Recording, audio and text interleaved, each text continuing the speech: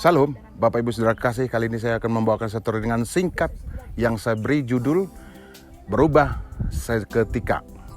Bapak Ibu, teksnya akan saya ambil dari kitab 2 Samuel pasalnya yang ke-12 ayatnya yang ke-20 yang berbunyi seperti ini. Dan Daud bangun dari tanah lalu mandi dan berurap, dan dia mengganti pakaiannya lalu masuk ke bait Yahweh dan bertelut. Kemudian dia masuk ke rumahnya, lalu ia meminta dan mereka menyuguhkan roti baginya dan dia makan. Bapak Ibu, ada satu hal yang sangat penting yang perlu kita ingat dalam hal ini, yaitu bagaimana Raja Daud ketika mengalami satu peristiwa yang sangat menggores hatinya, yaitu kehilangan anaknya. Tetapi kemudian tiba-tiba dia menjadi bisa menerima keadaan itu dan bersukacita di hadapan Tuhan. Nah, tentunya para pembantunya menjadi heran. Kenapa kok raja ini baru saja kehilangan anaknya, tetapi kemudian dia bisa melakukan pekerjaan sebagaimana sebelumnya ketika dia belum kehilangan anak. Artinya seketika dia dapat berubah dari duka cita menjadi sukacita.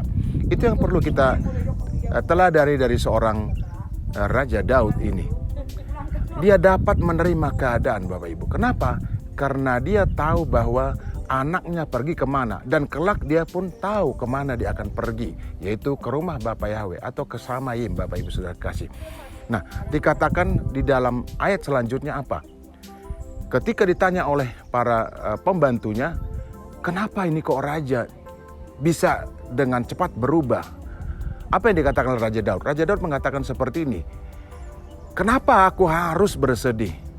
Dia tidak akan kembali lagi kepadaku, tetapi aku yang harus bertemu dengan dia. Maksudnya bertemu kapan? Kelak.